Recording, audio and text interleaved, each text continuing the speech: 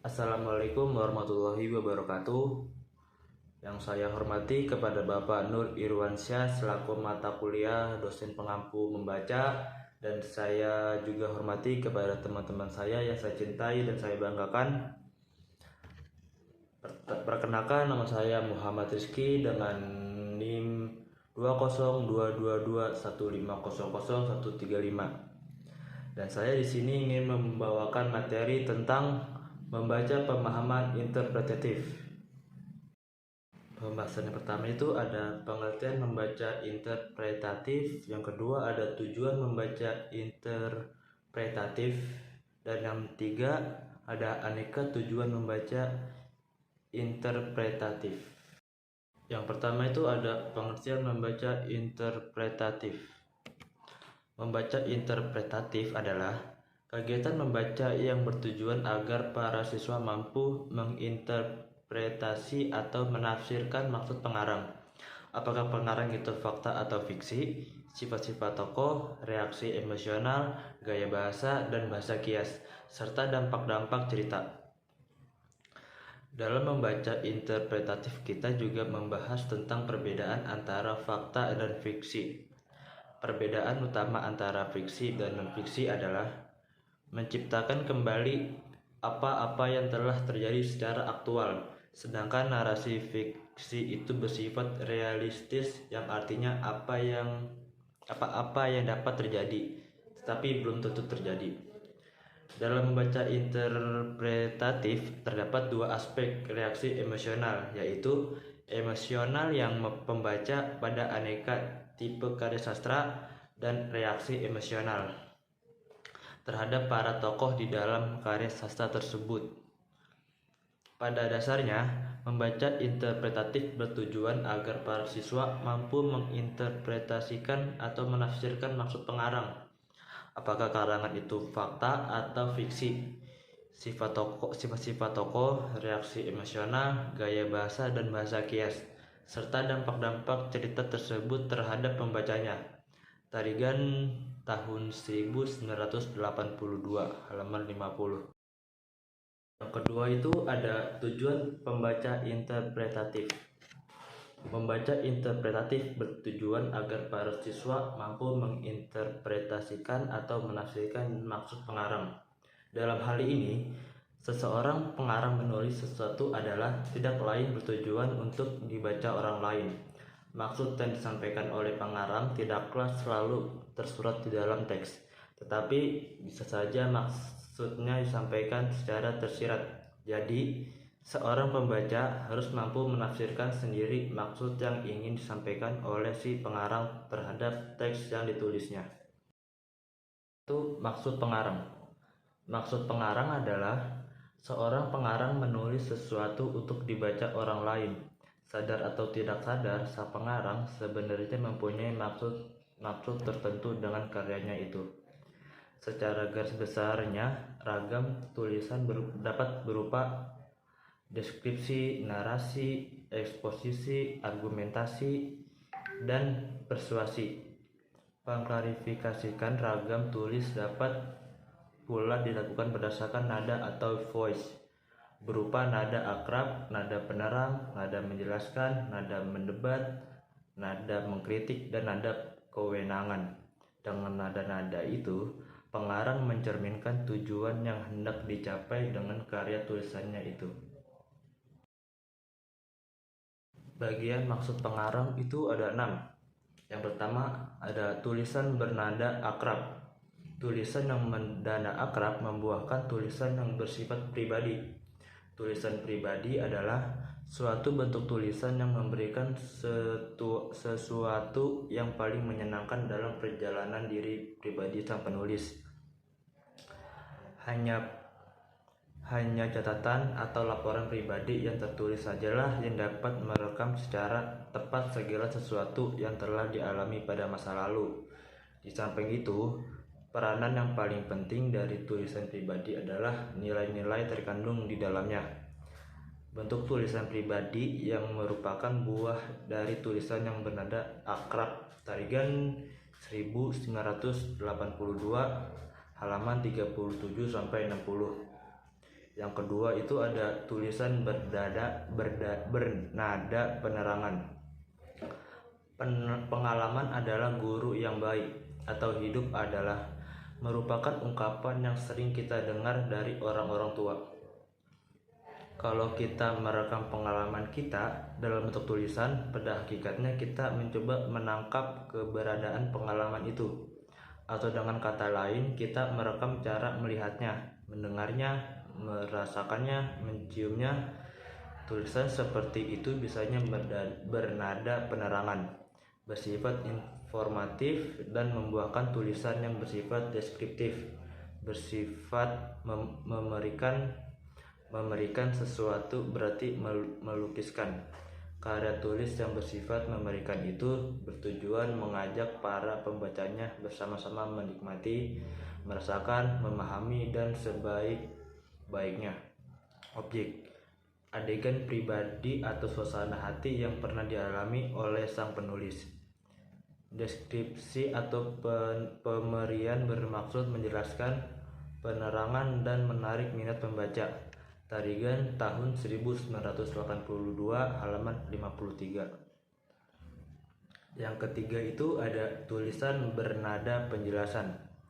Tulisan yang bernada penjelasan biasanya disebut tulisan menyingkapan, berbeda dengan tulisan yang bernada penerangan, karena tujuannya tidak hanya sekedar menciptakan, memberikan, atau meyakinkan, tetapi menjelaskan sesuatu pada pembaca. Berbagai cara mencapai tujuan itu, misalnya dengan mengklarifikasikan pembatasan, menganalisakan penjelajahan, penafsiran, dan penilaian. Tarigan tahun 1982 halaman 54-55. Yang keempat itu ada tulisan nada mendebat. Bila pengarang menggunakan nada mendebat atau nada berargumentasi, maka hasilnya adalah karya tulis persuasif. Persuasif adalah karya yang bertujuan meyakinkan para pembaca. Untuk mencapai tujuan itu maka dituntut beberapa kualitas, antara lain: yang pertama ada tulisan persuasif haruslah jelas dan tertib. Maksud dari tujuan penulis dinyatakan secara terbuka, secara jelas. Yang kedua ada tulisan persuasif haruslah hidup dan bersemangat. Hidup di sini bermakna mempunyai daya tarik yang kuat terhadap indera kita. Yang ketiga itu ada tulisan persuasif harus beralasan kuat, mempunyai argumen-argumen yang logis. Tulisan yang beralasan kuat berdasarkan pada fakta-fakta dan penalaran-penalaran yang logis. Dan yang keempat ada tulisan persuasif harus bersifat dramatik. Tulisan persuasif harus dapat memanfaatkan ungkapan-ungkapan yang hidup dan kontras yang mencolok. Tarigan tahun 1982 halaman 56. Yang kelima ada tulisan bernada mengkritik. Tulisan yang bernada mengkritik menghasilkan tulisan mengenai sastra. Tulisan yang bernada mengkritik ini bertujuan menilai atau mengevaluasi karya sastra. Agar dapat menghasilkan kritik yang baik, maka kita harus terlebih dahulu membaca karya yang akan dianalisis secara kritis. Banyak orang yang berprasangka jelek terhadap analisis kritis terhadap karya sastra. Dengan analisis kritis kita maksudkan suatu upaya yang mengacu pada pembuatan, pertimbangan, atau pengambilan keputusan evaluasi yang dilakukan secara matang, teliti, dan tidak berat sebelah. Dapat membaca karya sastra tidak mungkin membuat analisis kritis yang memuaskan. Itulah sebabnya maka kegiatan diskusi sastra secara analisis dapat meningkatkan keterampilan membaca dan menulis. Dengan demikian, mau tidak mau kita harus banyak membaca serta benar-benar memahami aspek-aspek sastra. Maka kita akan memperoleh suatu gambaran yang lebih jelas dan terpadu mengenai fiksi khususnya dan karya sastra umumnya. Tarigan tahun 1985 halaman 57-58. Yang keenam ada tulisan bernada kewenangan. Tulisan bernada kewenangan atau yang bernada otoritatif menghasilkan karya ilmiah. Tujuan karya ilmiah yang bernada otoritatif ini ialah mencapai suatu gelar tertentu. Dengan karya ilmiah seperti ini, orang yang bermaksud berwenang menyandang suatu titel. Secara garis besar, ada 3 jenis karya ilmiah, masing-masing dengan kewenangan tertentu, yaitu 1. Skripsi untuk mencapai gelar sarjana. Yang kedua ada tesis untuk mencapai gelar magister. Dan yang ketiga ada disertai untuk mencapai gelar doktor. Perbedaan antara skripsi, tesis, dan disertai bersifat kualitatif, ditentukan oleh kualitas bobot yang terkandung di dalamnya. Perbedaan utama antara karya ilmiah dan karya sastra, khususnya dari segi pemakaian bahasa, ialah bahwa bahasa yang dipergunakan dalam karya ilmiah bersifat denotatif dan karya sastra bersifat konotatif. Yang kedua ada fakta atau fiksi. Membaca interpretatif adalah keterampilan menginterpretasikan atau menafsirkan isi bacaan tentang perbedaan antara fakta atau fiksi. Dapat dikatakan bahwa narasi fiksi bersifat realitas, sedangkan narasi non-fiksi bersifat aktualitas. Berbeda dengan penulis narasi non-fiksi, maka penulis fiksi tidaklah memusatkan perhatiannya pada apa-apa yang telah terjadi secara aktual, tetapi justru pada realitas. Adalah menjadi tugas penulis fiksi untuk membuat tokoh-tokoh imajinatif menjadi hidup dalam karyanya. Cerita non-fiksi bersifat aktualitas. Aktualitas adalah apa-apa yang benar-benar terjadi, sedangkan realitas adalah apa-apa yang dapat terjadi, tetapi belum tentu terjadi. Tarigan tahun 1982 halaman 60-63. Yang ketiga itu ada sifat-sifat tokoh. Menurut E. Fromm, dalam Tarigan tahun 1982 halaman 64, setiap pribadi mengandung inti yang mempunyai kecenderungan dan ciri-ciri khusus. Kecenderungan ini pribadi adalah upaya untuk mengekspresikan atau mengungkapkan hakikat kemanusiaan seseorang. Secara radikal, memang hakikat kemanusiaan orang berbeda dari hakikat kebinatangannya. Yang keempat ada reaksi emosional. Reaksi emosional yaitu melatih keterampilan menafsirkan reaksi emosional suatu karya tulis. Pembicaraan di sini dipusatkan pada 2 aspek, yaitu yang pertama, reaksi emosional sang pembaca pada aneka tipe karya. Yang kedua ada reaksi emosional terhadap para tokoh di dalam karya sastra. Lebih lanjutnya, Hook dalam Tarigan tahun 1982 halaman 73 mengatakan bahwa agar kita dapat menafsirkan reaksi-reaksi emosional, maka kita terlebih dahulu harus mengetahui ciri-ciri reaksi emosional. Yang kelima itu ada gaya bahasa. Keterampilan dan kemampuan menafsirkan gaya bahasa dengan maksud agar para pembaca belajar memahami serta memanfaatkan bahasa imajinatif dengan baik. Bahasa adalah suatu alat komunikasi dan sebagai sarana interaksi sosial. Fungsi utamanya adalah komunikasi.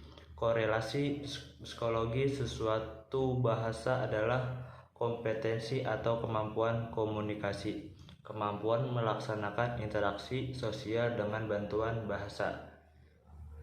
Di dalam Tarigan tahun 1982 halaman 73. Yang terakhir ada dampak cerita. Suatu keterampilan yang dapat meramalkan aneka dampak yang mungkin dihasilkan oleh suatu cerita. Menurut Box dan Warren, dalam Tarigan tahun 1982 halaman 76, Agar dapat meramalkan apa yang akan terjadi dalam suatu cerita, maka akan terlebih dahulu kita harus memahami alur cerita beserta unsur-unsurnya. Istilah lain yang sama maknanya dengan alur adalah plot, trap, atau dramatic konflik. Keempat istilah ini mengandung makna struktur gerak atau laku dalam suatu fiksi atau drama. Dan yang ketiga ada aneka tujuan membaca interpretatif. Menurut Otto dan Setter dalam Tarigan tahun 1982 halaman 82 ada beberapa tujuan yang hendak dicapai dalam membaca interpretatif. Tujuan-tujuan itu terbagi atas 3 tingkatan, yaitu tujuan tingkat A sampai C kelas 1 sampai 2 sekolah dasar, dan ada tujuan tingkat D sampai E kelas 3 sampai 4 sekolah dasar, dan yang terakhir ada tujuan tingkat F dan G kelas 5 sampai 6. Kurang lebihnya wabillahi taufiq wal hidayah. Wassalamualaikum warahmatullahi wabarakatuh.